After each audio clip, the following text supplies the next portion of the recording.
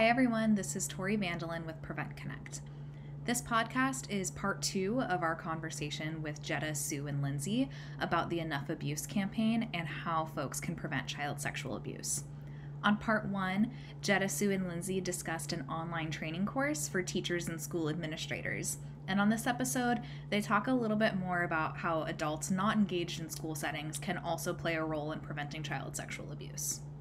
I really appreciate you bringing up the actions over character and impact over intention.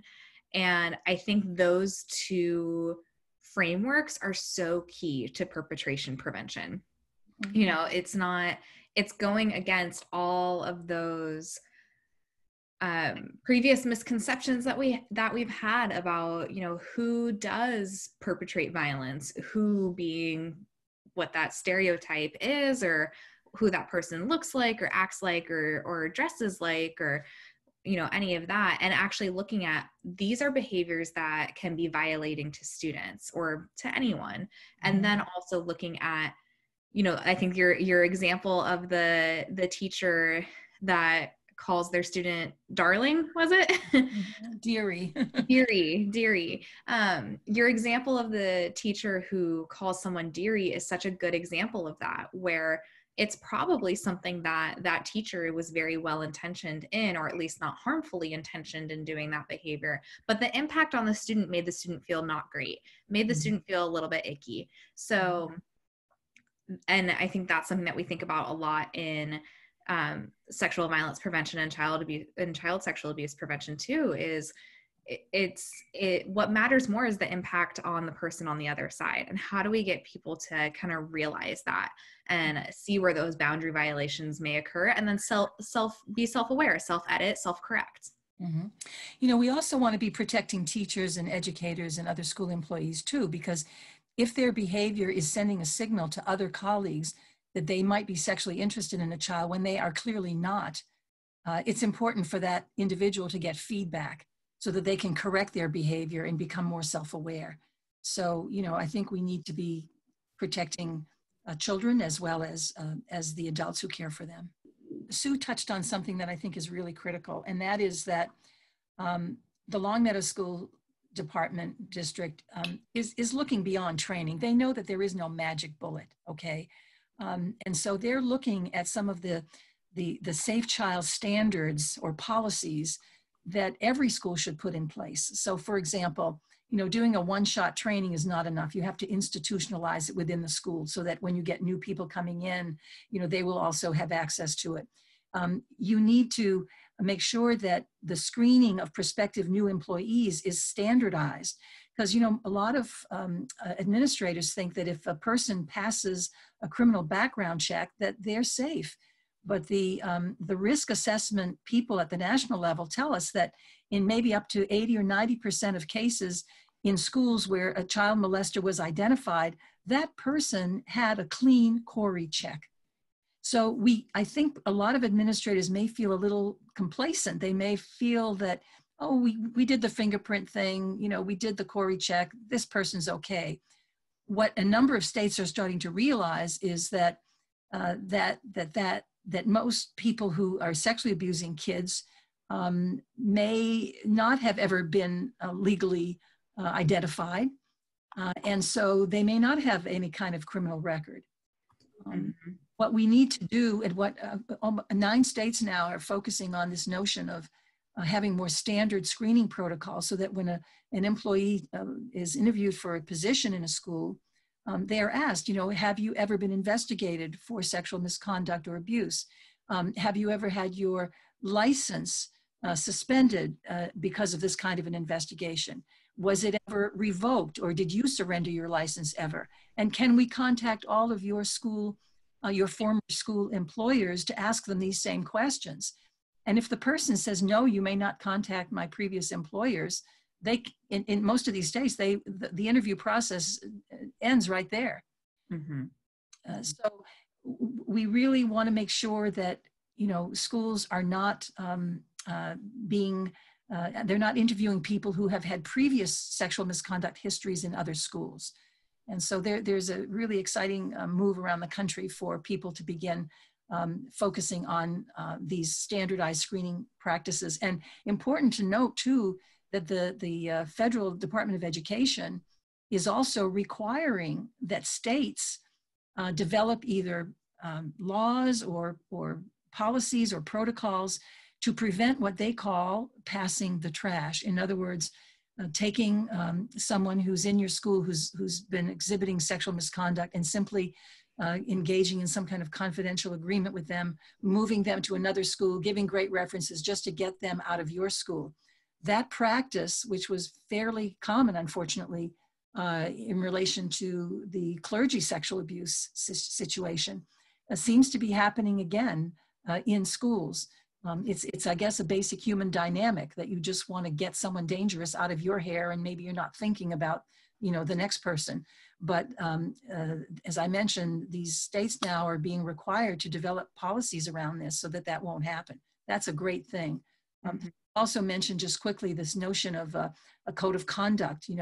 If schools don't have a code that details specific boundary violations that should be avoided, then nobody really knows, how they're supposed to act. What are behaviors that are appropriate and which ones are not?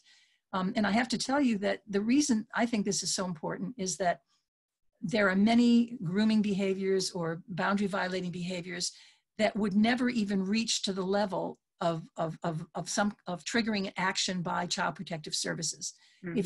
If you witness a high school teacher, for example, having dinner Saturday night at some restaurant in the town next to yours, that clearly is a violation of your boundary in your role as a teacher. If you call Child Protective Services with that complaint, they're not going to do anything. It's not illegal to have dinner with someone. Right. But that's why I'm saying there have to be very specific guidelines within schools. Ideally, those boundary violating behaviors have been discussed by not only administrators, but parents and teachers and others, so that there's consensus that this is what we think in our school is appropriate behavior and what is not. When that kind of buy-in happens, then we see that people are more comfortable when they see someone violating a behavior. And they may even interrupt if they can safely. For example, you might see a teacher at the end of the day involved with a student in the classroom, and it turns out that everybody has left. If you walk past that door, you can say, Mr. Smith, you and your student are the last ones in the building. I'm just going to hang around here until you're done with that lesson, and then we'll all get out here together. That is a way to interrupt a boundary violation and to do it in a way that is, not going to be upsetting, hopefully. It's a way to send a signal, hey, you kind of crossed the line there a little bit. Maybe not next time, you shouldn't do that. So everybody can take responsibility. And of course, if the boundary violating behaviors continue, administrators and others need to be informed so that they can confront the person, hopefully help them get some self-awareness about the behavior, and then decide what the proper action is. It might simply be an opportunity to do a professional development moment. Or it might be if a person says, no, there's nothing wrong with what I did, I'm going to keep doing it. Then you have to talk about whether this person is appropriate to be a staff person in your school. I wanted to turn it back to Sue and see if there are other policies or essential elements of policies that you see as crucial to being a good child sexual abuse prevention policy. Well, everyone is a mandated reporter, and we do touch pretty strongly on mandating that we, all of our faculty and staff, report things that are suspect. The procedure is to err on the side of caution, but as far as recruitment and interviewing and hiring, we really are very careful about checking references, the unspoken references, the one that we really want to go after. It's a small kind of community around here. People are pretty well known. So, we check references that aren't written down. Hey, this person worked with you. Can you say, yes or no? Would you rehire? Those kinds of things. And then we also have a Department of Ed policy where we report anything suspicious to the Department of Ed, and that then launches a separate kind of investigation that they do. You know, Sue also mentioned earlier this notion of physical spaces. You know, that's a very simple, you know, not costly thing for most schools to do, to simply do kind of an environmental scan of their physical spaces. You know, are there too many bushes, you know, in this particular isolated area where sexual abuse could happen? Is there an unlocked closet? Is there, you know, some room somewhere that hardly anybody ever goes into that is unlocked? So it sounds like with the Enough Abuse course and the Enough Abuse campaign, there are so many elements that folks can really learn from in order to create those protective environments in their schools and prevent child sexual abuse. And I know there's other pieces of the campaign that we haven't discussed yet. Can you give us an overview of the other pieces of the Enough Abuse campaign? Sure, sure. Well, you know, the campaign, which was developed in 2003 during a 5-year grant from the CDC, during which, by the way, they challenged us to build adult and community responsibility for preventing child sexual abuse. The campaign was built really on 3 different frameworks for community and systems changes that were effective with other public health issues, like tobacco reform and child safety helmets, for example. So the elements of those frameworks that we have adopted have to do with building coalitions at the local, county or state level to bring people together under a common mission, because no one can prevent child sexual abuse by themselves, you know, whether it's Child Protective Services or some private organization. It has to be a very comprehensive community effort.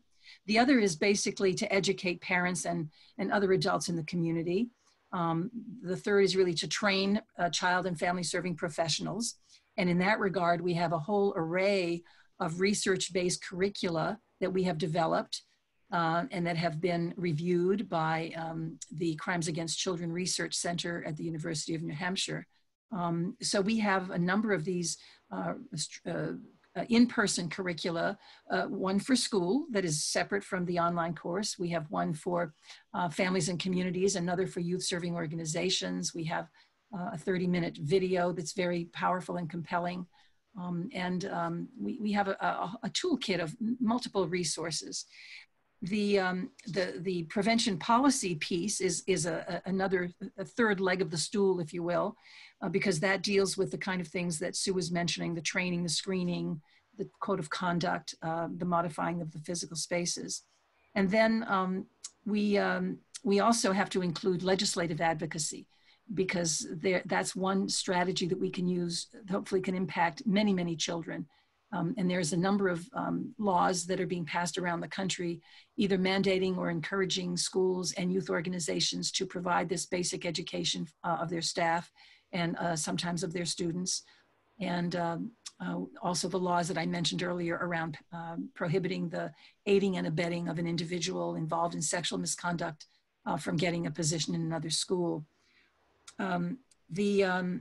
So the campaign is actually right now has been adopted in a number of states, in addition to our own, in Maryland, New Jersey, New York, Nevada, Maine.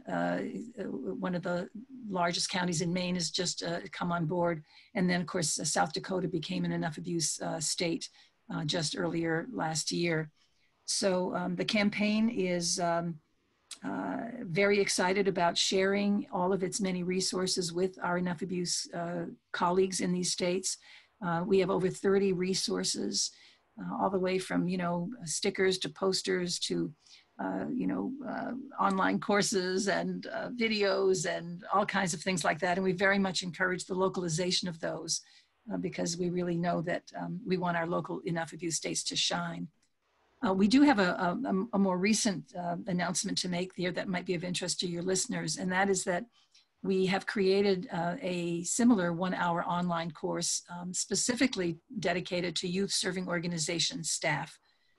You know, we really have been feeling for a while that there is a gap in the field for those particular organizations, which, as you know, include many, many, many of the places that children frequent, whether it's for recreation or for tutoring or whatever. So this course is now going to be available, and Lindsay has more information about that. those who are heading up youth organizations and who'd like to preview the course for free can contact Lindsay. She's managing all of that. Another resource we recently developed is a guide for parents and caregivers in Massachusetts caring for children during the COVID-19 pandemic and beyond.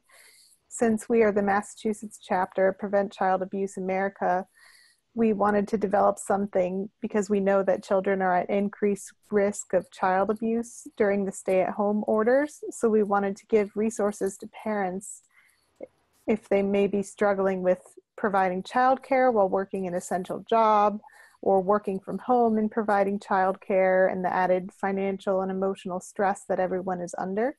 So we wanted to get this essential resource out to parents in Massachusetts. So we've been emailing all youth serving organizations that we have contacts for in Massachusetts, and we sent it out in our newsletter as well, so that hopefully that resource can be useful for parents.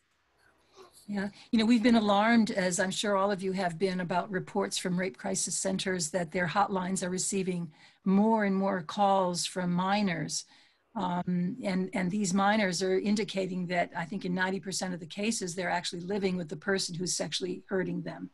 So this is very concerning, because at the same time, we know that because schools are closed and childcare centers are closed and YSOs are closed often, that the normal you know, advocates for these children are not able to monitor them. And so at the same time, we're seeing reports go down to Child Protective Services. So this is a very difficult time. And we really want parents to know that this might be a good time to talk to their children about body boundaries and privacy and how to protect yourself from anyone who might be sexually hurting you. We have a booklet called Straight Talk about child sexual abuse. For parents, we have one that has specifically been developed for parents of children with disabilities, because we know that those children are significantly at higher risk of sexual abuse and exploitation.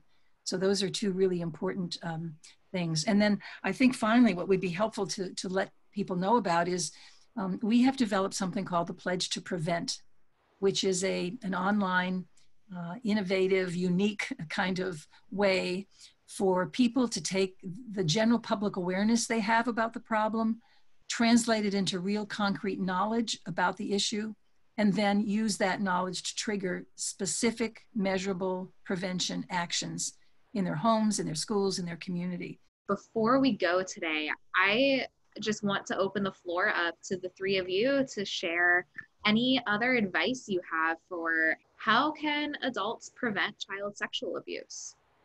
So parents are at home with their children and learning how to be educators. And we have some parents asking for,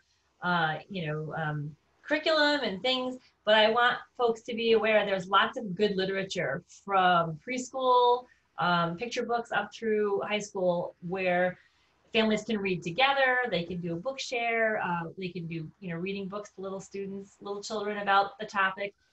It's a really great motivator for conversation, getting students aware about boundaries and giving them the self-esteem to say, I don't like that, you're too close to me, I don't want you to touch me, those kinds of things. So really good hopping off point for conversations to happen at home right now.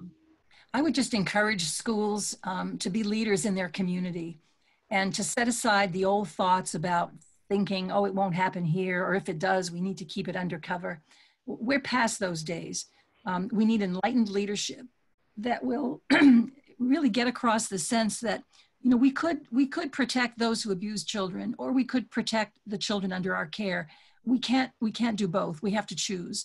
And of course, we always have to choose for the children. So I would encourage you, become Gold Star schools, set yourself up in the community as a model for child protection and safety, and then watch the other organizations and schools and youth organizations around you step up to the plate and do the same through your example. Great. Thank you for coming on this podcast and sharing your wisdom with us. Thank you for the work that you all do every day to create protective environments for youth, children, students, to prevent child sexual abuse. So again, just thank you so much. Thank you for the opportunity. Thank you.